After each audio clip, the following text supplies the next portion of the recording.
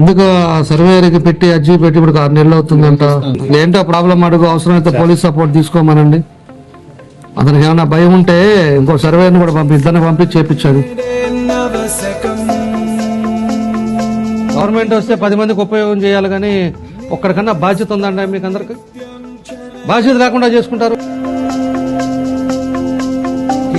మొన్న ఎంత 280 మంది వచ్చారా ప్రజా దర్బారు, వాళ్ళందరూ లిస్టు తీసుకుని ఒక్కొక్కడికి ఫోన్ చేసి మీ పని అయిందా లేదా, ఆ ప్రజా దర్బార్లో ఇచ్చిన వాళ్ళందరూ ఎంతసేపుకి వచ్చావు?